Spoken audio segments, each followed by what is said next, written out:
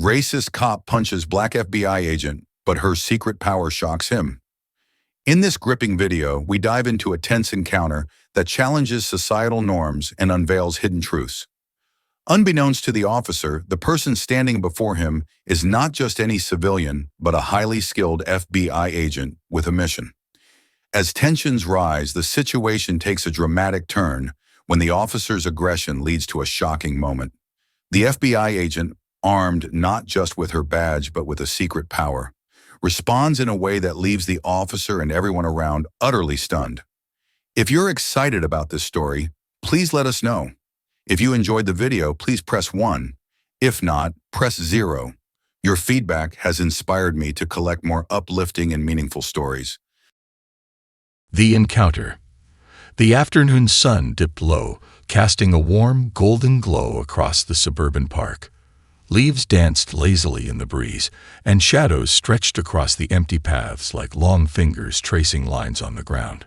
Officer Jack Harris eased his patrol car to a stop at the park entrance, letting the engine idle. He patrolled this neighborhood for nearly a decade, knowing every path and every familiar face. Quiet days like these usually felt like a break from the usual grind, but today he felt an itch under his skin.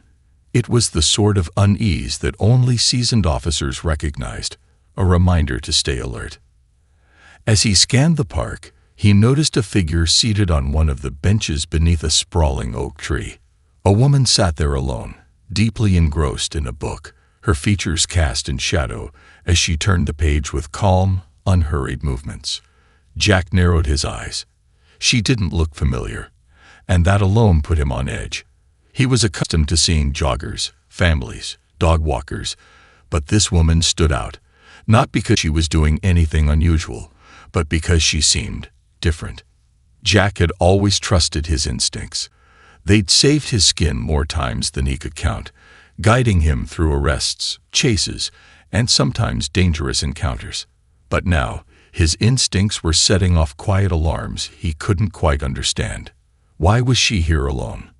She was well-dressed, a crisp blouse and tailored pants, not the usual park attire, and her demeanor was calm, composed, almost serene in a way that threw him off. She was also black, a fact that Jack didn't consciously focus on, yet it nestled somewhere in his mind, coloring his perception. He climbed out of the car, adjusted his belt, and started toward her with casual, measured steps. His hand rested lightly on his holster, not in an aggressive way, but as a force of habit, his thumb brushing the leather as he walked. The woman didn't look up as he approached, seemingly oblivious to his presence. Jack cleared his throat, breaking the silence. "Excuse me, ma'am," he said, keeping his voice firm but not overtly confrontational. "Can I ask what you're doing here?" The woman looked up from her book, her gaze cool and steady, as if she'd been expecting him all along. She closed her book with a soft thud and placed it on her lap, folding her hands neatly atop it. "Just enjoying my afternoon," she replied simply, her tone polite but void of the deference he was used to. There was no apology in her voice, no sign of intimidation, just quiet assurance. Jack felt an odd surge of irritation. Most people would have shown at least a flicker of nervousness. They would have explained themselves, eager to prove they weren't doing anything wrong. But not this woman. She met his gaze evenly, almost as though she were studying him in return. He shifted his stance, standing a bit taller, attempting to reassert control of the situation. "This park doesn't get much traffic around this time," he said, his tone hardening slightly. "Are you sure you're not waiting for someone?" "No," she answered, her eyes not leaving his. "I'm here on my own, just taking in the peace and quiet." Jack's jaw tightened. Her calmness was unsettling, unnerving even, in its defiance of his expectations.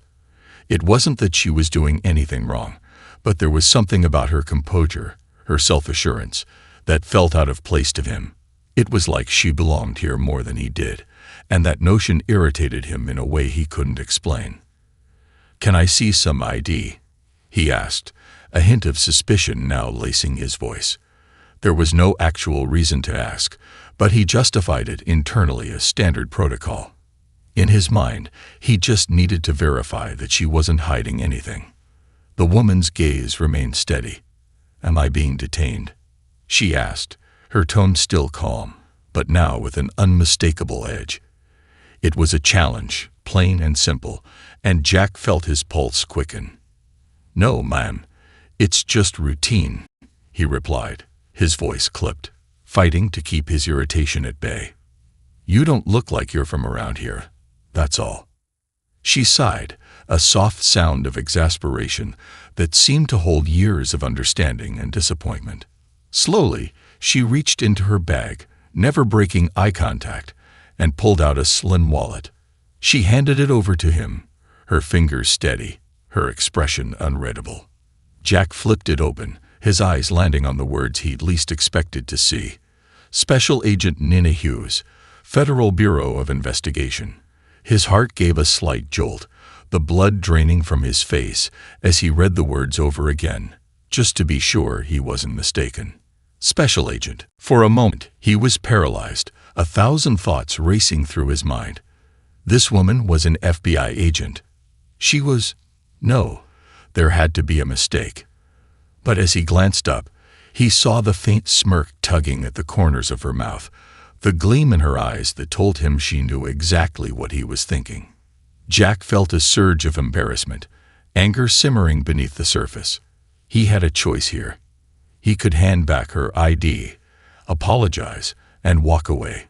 He could admit that he had been wrong to approach her so aggressively, to let his suspicions get the better of him. But the bystanders were watching now. He could feel their curious glances, see a few phones raise, recording the interaction. If he backed down now, it would feel like a concession, an admission that he had overstepped. He forced a smile that didn't reach his eyes, his fingers tightening on the ID. "You'll need to come with me," he said, his voice firmer, harder, "just to verify this ID of the station." Nina's eyes narrowed slightly, studying him with a mixture of incredulity and disappointment. "I don't believe that's necessary, Officer Harris," she said, her tone level. "You have my identification, and you can easily verify it with a call." Jack shook his head, a stubborn streak flaring up in him. "No, ma'am. This is standard procedure." He reached for his cuffs, pulling them from his belt with a deliberate motion, his fingers tight around the cold metal. "Stand up, please." For a moment, Nina didn't move. She remained seated, her gaze unwavering, her face a mask of calm that made him feel small, foolish. But then, with a resigned sigh, she rose to her feet, lifting her hands behind her back with a grace that belied the indignity of the situation. She wasn't resisting, wasn't arguing. She was simply complying, in a way that made it clear she was allowing him this small act of authority, even if she didn't respect it. A small crowd had gathered now, murmuring in confusion and disbelief as Jack clicked the cuffs onto her wrists, the metal biting into her skin. He was painfully aware of the onlookers, the faint click of phone cameras capturing each moment, but he pushed it to the back of his mind. He was following procedure, he told himself, doing his job. But as he steered Nina toward the patrol car, he could feel the prickling doubt gnawing at the edges of his thoughts. He could feel the weight of his own actions, pressing down on him with a heaviness he hadn't anticipated. Nina walked beside him with quiet dignity, her head held high, her eyes fixed on the horizon, as if she saw something beyond this moment, something far more important. Jack could hear the hushed voices of the crowd behind him, their murmurs filled with confusion and judgment. But he kept his gaze forward, guiding her toward the patrol car with a firm grip on her arm, his own heart racing. He didn't know why he felt a creeping sense of regret, why the air felt so charged with tension and something darker, something he didn't want to name. Inside the car, Nina sat silently, her hands cuffed behind her back, her face an unreadable mask as she stared out the window. Jack climbed into the driver's seat, gripping the steering wheel tightly, his knuckles white against the leather. He stole a glance at her in the rearview mirror, meeting her eyes for a brief, unsettling moment. "What were you doing in that park?" he asked, his voice harsher than he'd intended, a last-ditch effort to reassert control. "I already told you," she replied, her tone unyielding. "I was enjoying my day." Jack clenched his jaw, the words ringing hollow in his ears. He didn't know why he felt this need to push, to question, to understand. But deep down, he knew that something about this woman had shaken him to his core, leaving him feeling exposed and vulnerable in a way he'd never felt before. As the car pulled away from the park, the sinking feeling in his chest grew heavier, like a stone lodged deep within him. The arrest. The precinct was only a few miles from the park, but to Jack Harris, the drive felt like a journey through molasses. Silence filled the patrol car, thick and oppressive. The only sound was the steady hum of the engine as they wove through the city streets, and with each passing block, the reality of his actions pressed harder on him. From the rearview mirror, he could see Nina sitting in the back seat, hands cuffed behind her back, her gaze fixed out the window. Her face was calm, almost serene, as if she were barely registering the absurdity of what was happening. Jack's chest tightened as he watched her. Every instinct told him that he'd overstepped, that he'd let his pride override his judgment. Yet here he was, barreling toward the station with an FBI agent in handcuffs. There was no turning back now, not with half the people in the park recording him on their phones. He felt trapped, both by his own decisions and the implications of backing down now. If he walked this back, he'd be admitting his error. And for Jack, a veteran officer known for his keen instincts and firm hand, that felt like a line he couldn't cross. As he pulled into the station's parking lot, Jack's pulse quickened. The precinct was his territory, a place where he had authority, respect, and a reputation to uphold. But today, it felt different. The knot in his stomach only grew tighter as he parked, climbed out of the car, and opened the door for Nana. She stepped out slowly, her movements deliberate, eyes scanning the precinct as if she were memorizing every detail. "This way," Jack said, his voice gruff and uneven. He felt his grip tighten involuntarily on her arm as he led her inside, a fact that did not escape Nina's notice. As they entered, the usual buzz of the station quieted, the sound of ringing phones and conversations fading into a low murmur. Officers paused, heads turning to watch the strange scene unfold. Officer Jack Harris, a respected fixture in the precinct, bringing in a woman who seemed the very picture of calm and dignity, even with her hands bound behind her. More than a few officers raised their eyebrows, exchanging glances and murmuring among themselves. Officer Alan Evans, Jack's partner and friend for the better part of 6 years, was the first to break from the crowd. He stood from his desk, his gaze shifting from Jack to Nina and back again. His confusion was evident as he walked over, his expression a mixture of curiosity and growing concern. "What's going on here, Jack?" Evans asked, keeping his voice low as he fell into step beside them. "Routine check," Jack muttered, his voice clipped, trying to brush it off as something minor, insignificant. "Just need to verify her ID." Evans's gaze flicked to Nina, and Jack could see the doubt forming in his partner's eyes. He could feel Evans trying to piece together what Jack wasn't saying. But instead of pressing further, Evans simply nodded, though Jack knew he wasn't convinced. They reached the processing desk, and Jack gestured for Nina to stand in front of it. He could feel the weight of her gaze on him, a look that was neither accusatory nor defensive, but quietly disappointed. It was a look that unsettled him far more than any anger or outrage might have.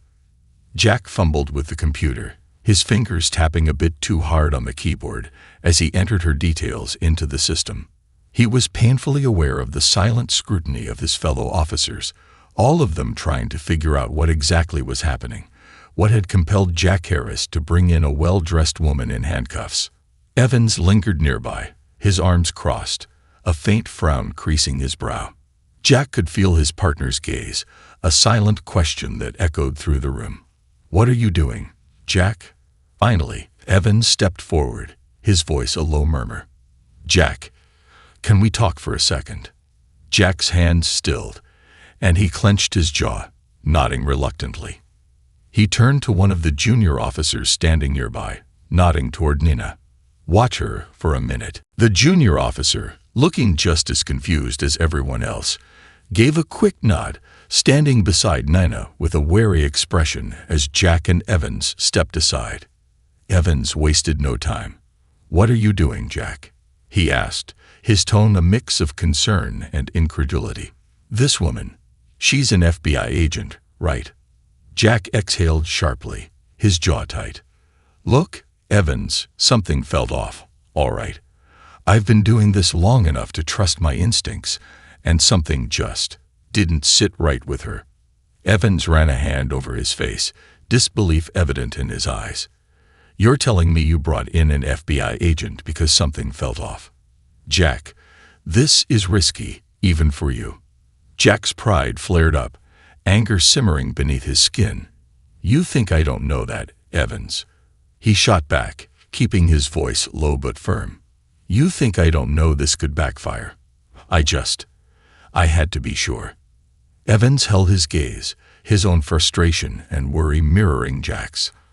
"I get that you rely on your instincts, Jack, but this is more than a hunch gone wrong. You're crossing a line here." Before Jack could respond, the door to Captain Billings' office opened, and the captain himself stepped out, his sharp gaze instantly zeroing in on the scene at the processing desk.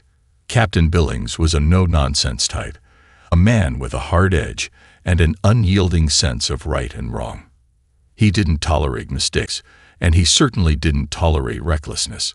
He crossed the room with purposeful strides, stopping in front of Jack with a gaze that could cut through steel. "Officer Harris, what's going on here?" His voice was calm, but it held an edge that made it clear he expected an answer. And a good one. Jack straightened, clearing his throat. "Captain, this woman was acting suspiciously in the park. She's claiming to be an FBI agent, and I brought her in to verify her identification." Captain Billings' gaze flicked to Nina, who stood quietly, her calm demeanor never wavering, her gaze level as she looked back at him. The captain's eyes narrowed slightly, and Jack could see the wheels turning in his mind as he assessed the situation. "Special Agent Nina Hughes, FBI," Nina said, her voice steady and unyielding, offering a hint of the authority she held. "I've already provided Officer Harris with my credentials, Captain. There should be no further need for my presence here." Captain Billings studied her for a long moment, his gaze flicking to Jack with a mixture of disbelief and restrained anger. Jack could feel the tension building, the captain's displeasure radiating from him like a tangible force. "Is that true, Officer Harris?" Billings asked, his tone dangerously calm. Jack swallowed hard, his mouth suddenly dry. "Yes, sir. I saw her ID, but I wanted to confirm its authenticity. It's just procedure." Captain Billings' eyes darkened, and he shook his head slowly, clearly unimpressed. "Procedure," he echoed, his voice laced with skepticism. "And why exactly did you feel the need to go against protocol by bringing her in instead of simply calling it in?" Jack's mind scrambled for an answer, for some justification that would satisfy the captain, but nothing sounded right. Nothing could justify what he'd done, and he knew it. Yet he couldn't bring himself to admit it. "Not here, not now." "Captain, if I may," Nina interjected, her voice calm yet firm, cutting through the tension. "I would prefer to settle this matter as soon as possible. I have work to attend to, and my time is valuable." Captain Billings gave her a curt nod, his expression respectful but tinged with frustration. "Of course, Agent Hughes," he replied, his tone professional. He turned back to Jack, his voice hardening. "Officer Harris, I want you to release her. Now." Jack felt his stomach drop. He hesitated, glancing at Nina, who watched him with a look that was both expectant and slightly amused, as if she anticipated this moment from the beginning. With a clenched jaw, he pulled out his keys, stepping toward her to unlock the cuffs. As he did, he caught a faint smile on her lips, a look that held no malice, only a quiet satisfaction. The cuffs clicked open, and Nina rubbed her wrists briefly, her expression composed as she met his gaze. "Thank you, Officer Harris," she said, her voice as calm and controlled as ever. "I trust this will be a learning experience for you." The words stung, and Jack's pride flared, but he forced himself to remain silent, his face masked as he stepped back. He could feel the weight of Captain Billings's gaze on him, a silent reminder that this incident would not go unaddressed. "Agent Hughes, I apologize for any inconvenience this may have caused," Captain Billings said, his tone respectful. "If there's anything we can do to assist you further, please let us know." Nina gave a slight nod, a hint of warmth in her otherwise composed expression. "Thank you, Captain. I appreciate your professionalism." With that, she turned and walked toward the exit, her steps measured and confident. The room was silent, all eyes on her as she left, the door closing softly behind her. Jack stood in the middle of the room, feeling the weight of every gaze, the silent judgment, the whispers of his colleagues echoing in his ears. He had just made a mistake that could ripple far beyond the walls of the precinct, a mistake that could cost him more than he was willing to admit. Captain Billings turned to him, his expression unreadable but his eyes sharp. "My office. Now." As Jack followed the captain, his mind churned with regret, anger, and a gnawing sense of vulnerability that he hadn't felt in years. This wasn't just a mistake, it was a reckoning, and he was only beginning to understand the consequences. Arrival at the precinct. As Officer Jack Harris followed Captain Billings down the narrow corridor to his office, the weight of the moment bore down on him like lead. Each step felt heavier than the last, the sounds of the precinct's daily rhythm seeming to fade away until all he could hear was the pounding of his own heartbeat. Every familiar face he passed now seemed to carry a new expression, a hint of judgment, curiosity, even disappointment. They all knew something had gone wrong. And in a place where loyalty was currency, Jack was beginning to sense he'd just made a withdrawal he couldn't repay. Captain Billings' office was located in the back of the precinct, a small but immaculately organized space that bore the evidence of years of service. Commendations lined the walls, and old photographs captured a younger Billings in action. The captain himself was known as a fair but firm leader, a man who never tolerated incompetence or dishonesty. Jack had admired that about him. Until now, when he found himself on the receiving end of that unyielding scrutiny. Billings opened the door, stepping aside to let Jack in, and closed it quietly behind them. He crossed the room and took a seat behind his desk, not inviting Jack to sit. Instead, he folded his hands on the desk and looked up, his sharp gaze piercing right through Jack, who remained standing, his palms sweating, his throat dry. "Sit," Billings said finally, his tone even but devoid of the usual warmth Jack had once associated with his captain. Jack sank into the chair across from him, feeling like a rookie again, sitting there with his head lowered, waiting for the storm to hit. For a long, agonizing moment, the silence stretched between them. Billings didn't look away, didn't break his stare, and Jack could feel the pressure building, the condemnation sitting just beneath the captain's calm exterior. Finally, Billings spoke. "Explain to me what happened today, Officer Harris, and I suggest you think very carefully about your answer." Jack took a deep breath, choosing his words with care. "Captain, I saw a woman in the park. She was sitting there, alone, and something about her presence felt off. I followed protocol, asked for identification, and she presented an ID that said she was FBI. But something didn't feel right. I thought it best to bring her in for verification." Billings' expression didn't change, but his gaze grew colder. "So let me get this straight. You felt that a well-dressed woman, reading quietly in a public park, warranted an interrogation, followed by an arrest, simply because she seemed suspicious." Jack clenched his jaw, feeling his pride bristle beneath the captain's harsh words. "Captain, I was following my instincts.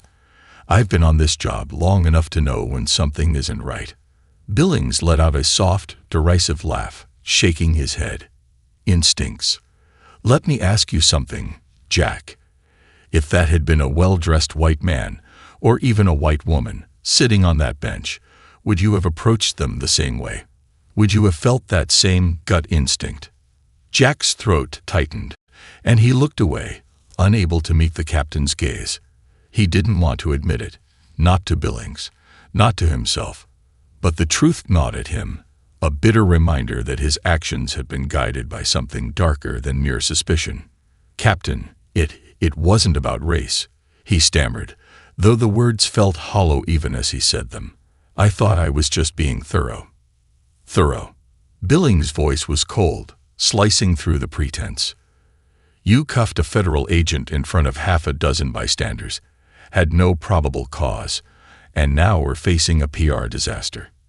And you're telling me that's being thorough?" Jack looked down at his hands, his pulse throbbing in his temples. The weight of his mistake pressed down on him, heavier now that Billings had laid it bare. He'd never thought of himself as a man who judged people based on their appearance. But today, he couldn't ignore the truth staring him in the face. Billings leaned back in his chair, regarding Jack with a look that was equal parts disappointment and frustration. "Jack, you're a seasoned officer. You're supposed to know better. Do you understand what's at stake here?" Jack swallowed hard. "Yes, sir." "No, I don't think you do," Billings continued, his voice rising slightly.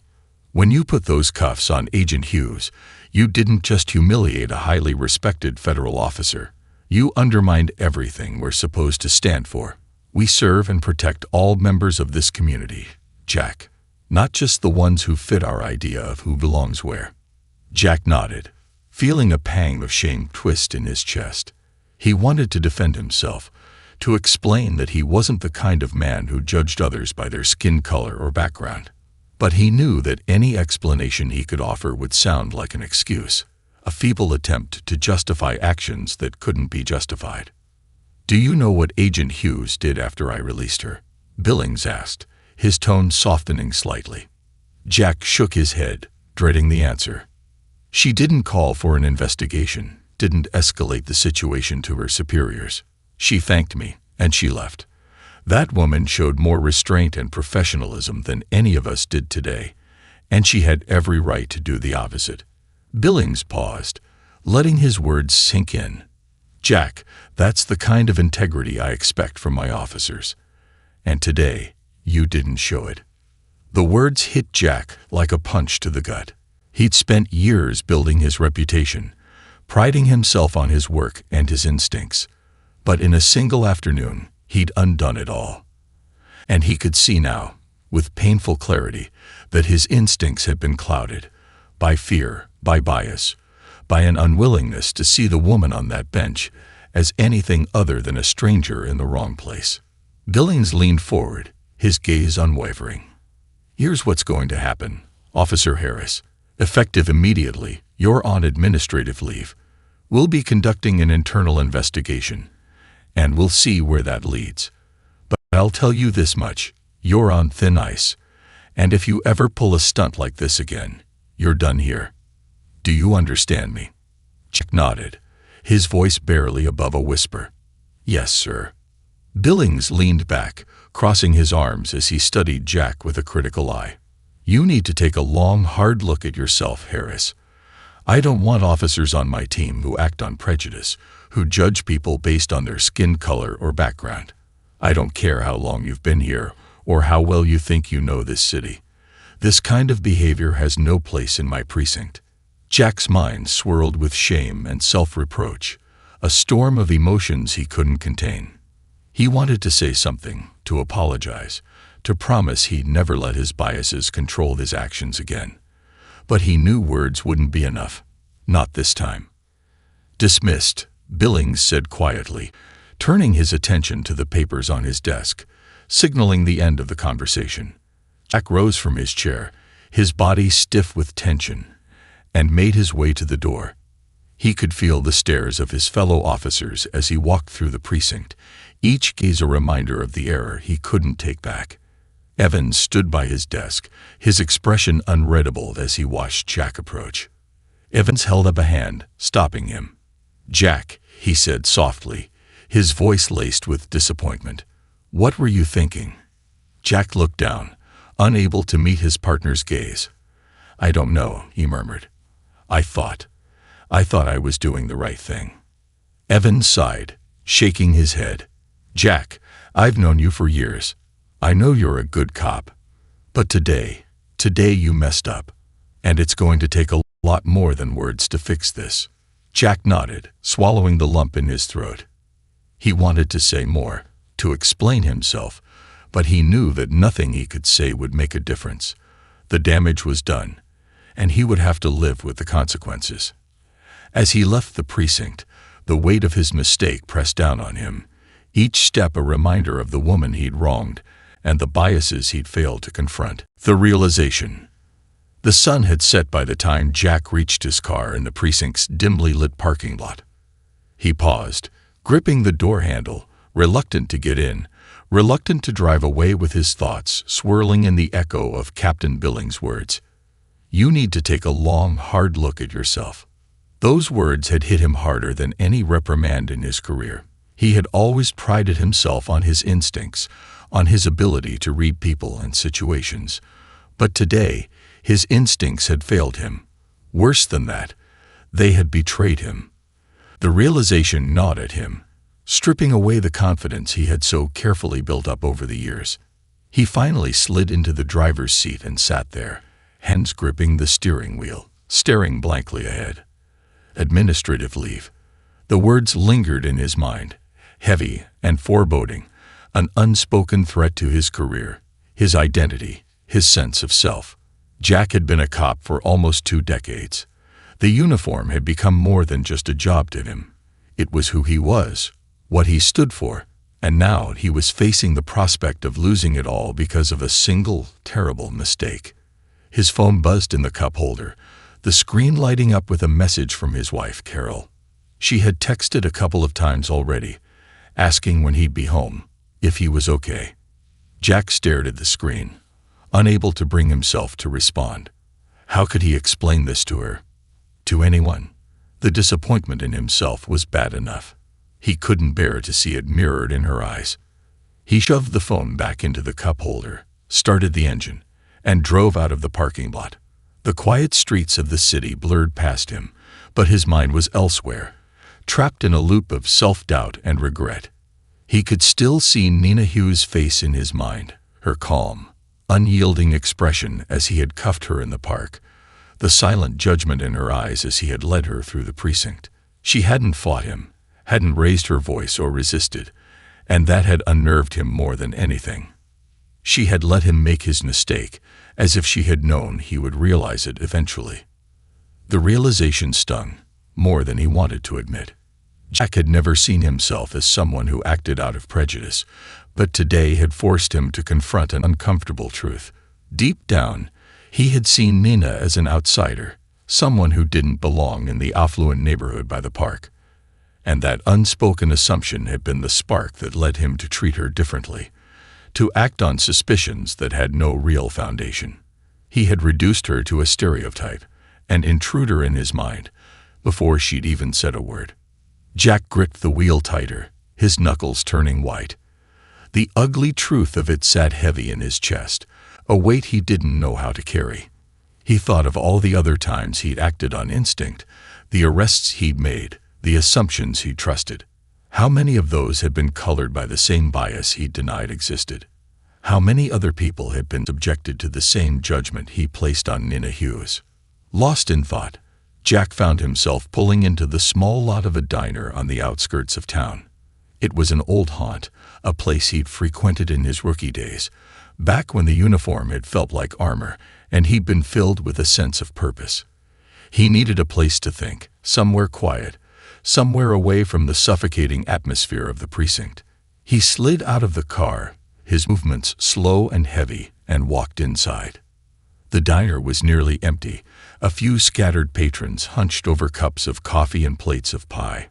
Jack chose a booth in the far corner, away from prying eyes, and ordered a coffee. As he waited, he stared out the window, watching the neon sign outside flicker in the darkness. He didn't notice when the waitress brought his coffee, his thoughts too wrapped up in the weight of his mistake. but the sound of footsteps approaching his booth snapped him out of his reverie, and he looked up to see a familiar face standing there. Alan Evans, his partner. Evans slid into the booth across from him without waiting for an invitation, his gaze steady and unreadable. "I thought I might find you here," he said, his tone casual but his eyes sharp, observant. Jack sighed, leaning back in his seat, feeling the exhaustion settling into his bones. "I guess you heard," he muttered, not meeting Evans' gaze. Evans nodded slowly. "Yeah, word got around." Captain wasn't exactly quiet about it. Jack let out a bitter laugh, rubbing his temples. "I really screwed up, didn't I?" Evans watched him for a moment, then nodded. "Yeah, you did. Big time." His voice was blunt, but there was no malice in it, only a quiet disappointment. Jack braced himself for the lecture he knew was coming, but Evans surprised him by falling silent, just watching him, waiting. Finally, Jack spoke, his voice rough and filled with shame. "I don't know what I was thinking, Alan. Something about her felt wrong. I thought I was following my instincts." Evans leaned forward, resting his forearms on the table. "Jack, you and I both know that wasn't instinct. That was bias. You saw a black woman in a neighborhood you didn't expect to see her in, and you assumed she didn't belong. Be honest with yourself." The words stung more than Jack wanted to admit, but he couldn't deny the truth in them. He took a long sip of his coffee, letting the bitterness cut through the heaviness in his chest. "I didn't think I was that kind of guy," he said quietly. "I thought I was better than that." Evans shook his head, his gaze sympathetic but unyielding. "That's the problem, Jack. None of us think we're that kind of guy. We tell ourselves we're fair, that we're just doing our jobs. But then we make assumptions, we act on biases we don't even want to acknowledge. Today, you let that bias take control, and it cost you." Jack looked away, shame tightening in his chest. He didn't know how to respond, didn't know how to make sense of the conflict churning inside him. He'd spent his whole career trusting his instincts, believing in his ability to read people and situations. But today, he'd seen the limits of that belief. He'd seen how easily it could lead him astray. Evans let out a sigh, running a hand over his face. "Look, Jack, I've known you a long time. I know you're a good cop, but that doesn't mean you're infallible. You've got blind spots, just like everyone else, and if you don't confront them, they're going to destroy you." Jack nodded slowly, absorbing his partner's words. He knew Evans was right, knew that he couldn't keep hiding behind the illusion of his instincts. Today had shown him a part of himself he hadn't wanted to see, a part he'd spent years denying. And now he had no choice but to face it. "What do I do?" he asked, his voice barely above a whisper. He felt lost, stripped of the confidence that had always defined him. Evans looked at him, his expression softening. "Start by owning it. You've got to accept that you made a mistake, a big one. And then you've got to learn from it. If you want to keep that badge, Jack, you've got to be better. Not just for yourself, but for the people you serve." Jack let out a shaky breath, nodding. He could feel the weight of his actions pressing down on him, the reality of what he'd done settling into his bones. He had hurt someone, had treated a person with distrust and suspicion simply because of his own unexamined biases, and now he had to live with that. Evans reached across the table, placing a hand on Jack's shoulder. "You've got a choice, Jack. You can let this define you, or you can use it to grow. But if you keep going the way you are, ignoring the things you don't want to see, well, you're only going to end up hurting more people, including yourself." Jack nodded, a glimmer of resolve flickering to life inside him. He didn't know where to start, didn't know how to begin undoing the years of ingrained habits and unspoken assumptions, but he knew that he couldn't go back to the man he'd been before today. That man had failed, had betrayed his own principles, and Jack wasn't sure he could live with himself if he didn't try to change. They sat in silence for a few moments, the weight of the day settling between them. Jack knew that the road ahead would be difficult, that he would have to confront parts of himself he'd spent years ignoring. But he also knew that he didn't have a choice. If he wanted to be the man he thought he was, the man he wanted to be, he had to face the truth. Jack's throat tightened, the shame flaring up anew.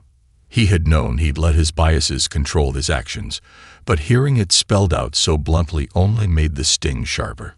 "I understand," Jack said quietly, "and I know there's nothing I can say that will make this right. But I want to change, Captain. I need to change."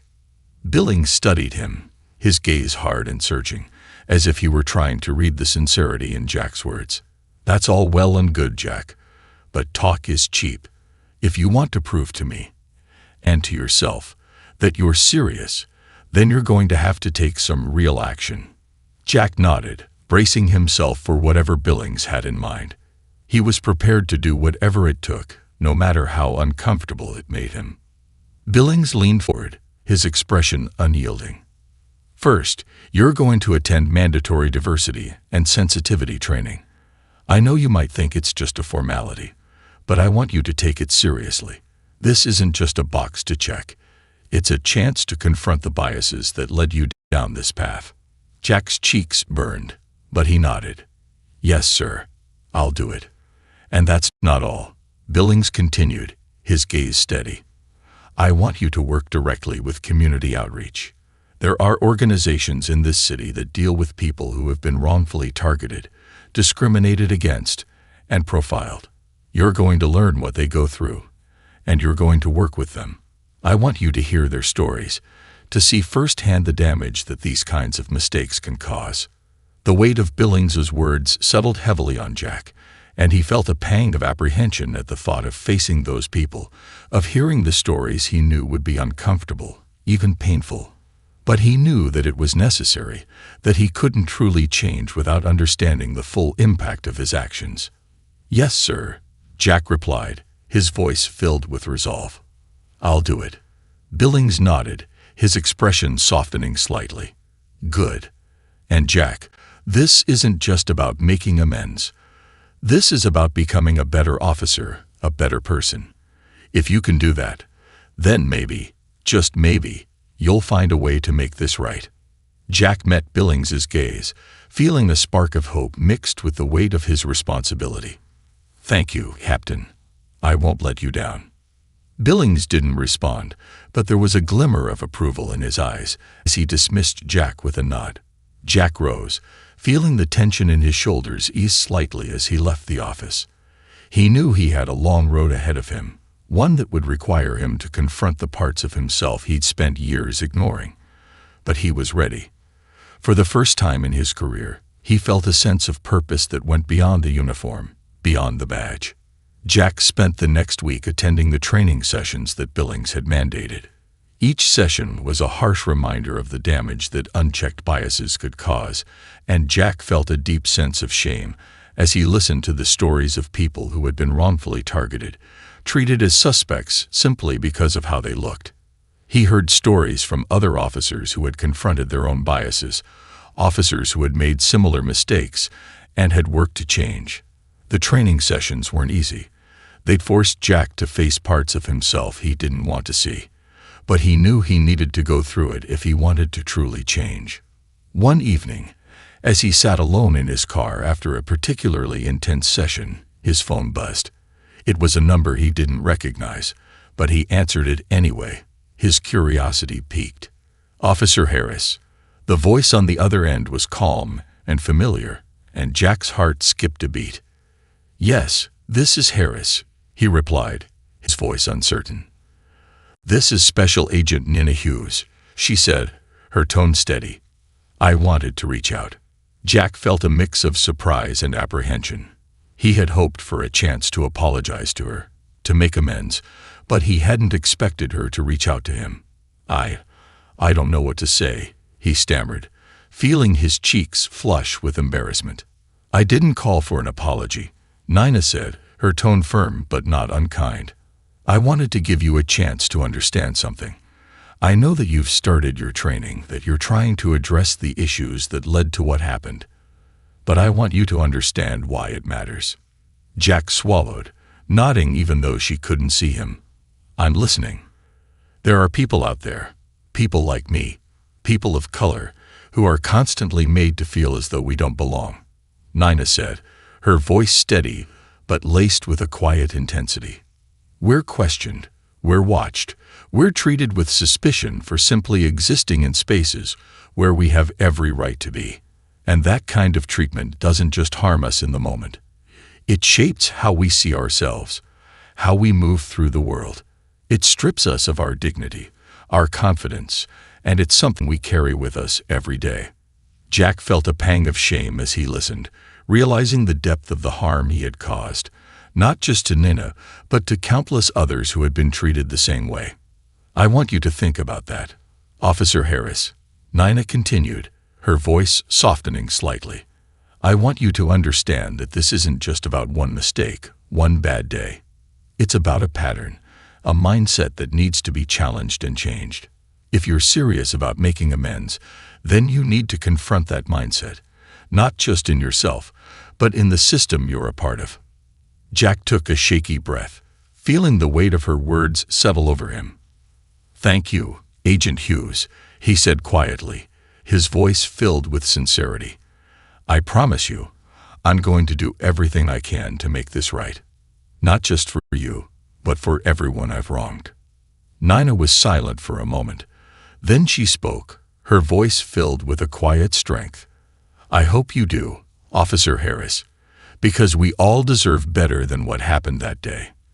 And it's up to people like you to make sure it doesn't happen again." With that, she ended the call, leaving Jack alone with his thoughts, the weight of her words echoing in his mind. For the first time, he understood that this wasn't just about fixing his mistake. It was about challenging the very foundation of how he saw the world, about becoming the kind of man who would never let his biases control his actions again.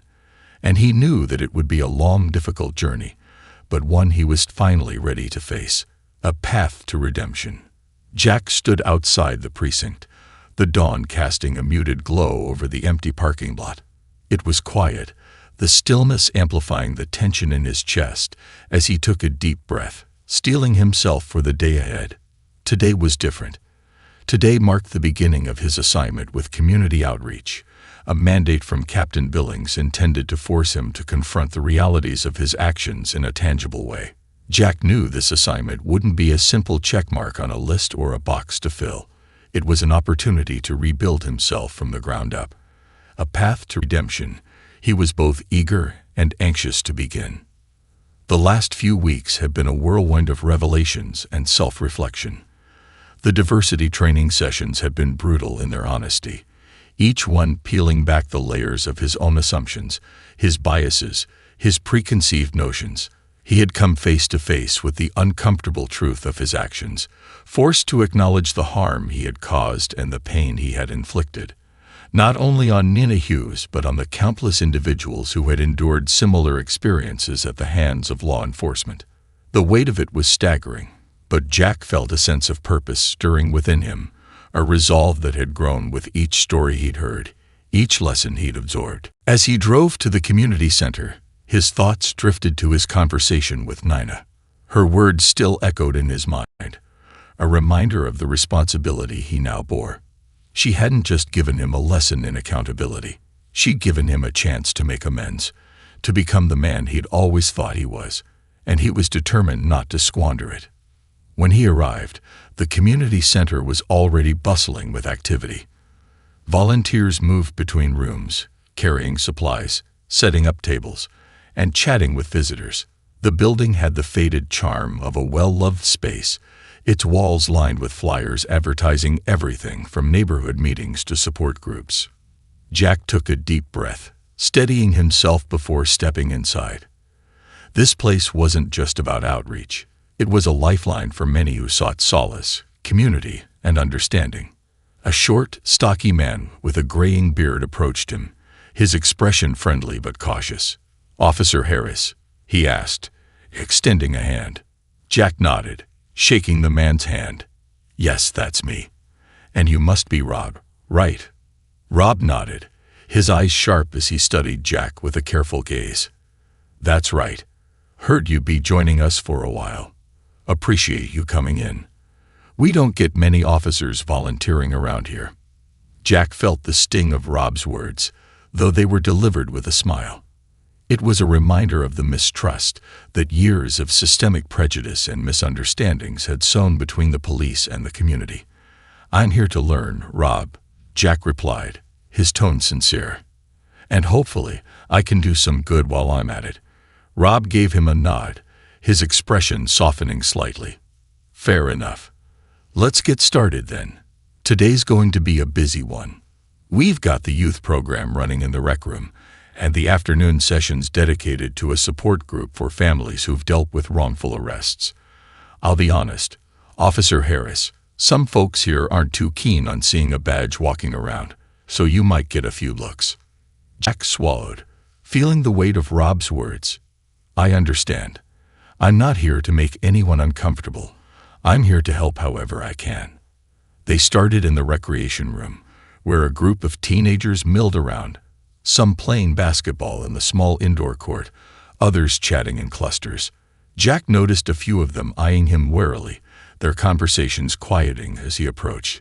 He tried to keep his expression neutral, resisting the urge to overcompensate with a friendly smile. He knew better than to force a connection that hadn't been earned. As they worked, Jack noticed one boy, tall and lanky with a mop of curly hair, lingering near the sidelines, watching him with a mixture of curiosity and suspicion. Jack gave him a nod, acknowledging his presence, but kept his distance, respecting the unspoken boundary. During a break, Rob clapped him on the shoulder.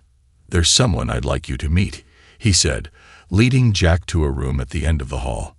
Inside, a small group of people sat in a circle, their faces a mixture of resilience and weariness. Rob gestured toward an empty seat, and Jack took it, feeling the eyes of the group settle on him. "This is our support group for those affected by wrongful arrests and police misconduct," Rob explained. "They're here to share their experiences and hopefully find some healing." Jack nodded, his throat tightening as he realized the magnitude of what he was about to hear. These were people who had lived through the very thing he was trying to understand, who had been on the receiving end of the judgment, the suspicion, the unfounded accusations. And now he was here, not as an officer, but as a man seeking redemption. The first to speak was a middle-aged woman with tired eyes and a voice tinged with bitterness. She shared the story of her son, who had been arrested while walking home late one night. He'd been released after hours of questioning, but the damage had been done. His record now carried a mark that, despite being cleared, followed him everywhere. She spoke of how he had changed after that night, of how he had become withdrawn, mistrustful, the weight of that experience altering the course of his young life. Jack listened in silence, feeling each word cut through him like a blade. He thought of Nina, of the calm resolve she had shown, the dignity she had maintained despite the humiliation he had inflicted on her. And he realized, with painful clarity, that her strength was not unique. It was a strength born of necessity, a resilience forged in the fire of countless indignities, big and small. The next speaker was a young man with haunted eyes, who shared his own experience of being stopped repeatedly, questioned, and searched simply for being in the wrong neighborhood. He spoke of the fear that had become a constant companion, the anxiety that gripped him every time he saw a patrol car. And as Jack listened, he felt the walls of his own ignorance crumble, the assumptions he had held for so long dissolving in the face of their stories. When the group fell silent, Rob turned to Jack. "Would you like to say anything, Officer Harris?" Jack took a deep breath, his gaze meeting each person in the circle, seeing the pain, the resilience, the strength in their eyes. I don't know what I can say that will make a difference," he began, his voice rough with emotion. "But I am sorry. I'm sorry for every time someone in my position judged you unfairly, treated you as less than you deserve. I know that doesn't erase what's happened to you, and it doesn't excuse what I've done. But I want you to know that I am listening and I am learning, and I'm committed to doing better." The room remained silent, But Jack could see a shift in the eyes of some, a softening, a glimmer of understanding. He knew that he couldn't expect forgiveness, that his words were only the beginning of a long journey. But he felt a spark of hope, a sense that maybe, just maybe, he could start to make amends. In the weeks that followed, Jack became a regular at the community center, dedicating himself to the work with a determination that surprised even him. He spent hours talking to people, hearing their stories, understanding the challenges they faced. He joined Rob in organizing events, reaching out to neighborhoods that had long felt disconnected from law enforcement, working to rebuild the trust he had taken for granted. Gradually, Jack began to see a shift, both in himself and in the community. The teenagers who had once eyed him with suspicion began to warm to him, their guarded expressions giving way to tentative smiles. He built connections, friendships even, with people who had once seen him as an adversary. And in doing so, he found a sense of purpose that went beyond the badge, beyond the uniform. One evening, as he was closing up the center, Jack felt a tap on his shoulder. He turned to see Rob, a faint smile on his face. "You've done good work here, Jack," Rob said, his tone sincere. "People are noticing. They're talking. You're changing things." Jack nodded, feeling a swell of gratitude and humility. "Thank you, Rob. But there's still a long way to go." Rob chuckled, clapping him on the shoulder. "There always is, but you're on the right path. Keep walking it." As Jack left the center that night, he felt a sense of peace he hadn't known in years. He had set out on this journey broken, weighed down by guilt and shame. But in listening, in learning, in facing the hardest truths about himself, he had found a way to rebuild, to start anew. He knew that he would never be perfect, that he would always be a work in progress. But he also knew that he was ready to continue that work, to dedicate himself to the cause of justice, of fairness, of true service. And with each step, he felt the weight of his mistakes lessen, replaced by a quiet strength, a resolve to be the kind of man who would never again let fear or prejudice cloud his vision. He had found redemption, not in forgiveness, but in the work that lay ahead, in the lives he could touch, the minds he could change. And he was ready to be the man he had always aspired to be. What were your thoughts and feelings after listening to the story? Did it resonate with your own experiences or emotions in any way? We would love to hear your insights and reflections, so please share your comments below. If you enjoyed the story, don't forget to subscribe to our channel for more captivating tales and engaging content. Wishing you and your family good health and peace.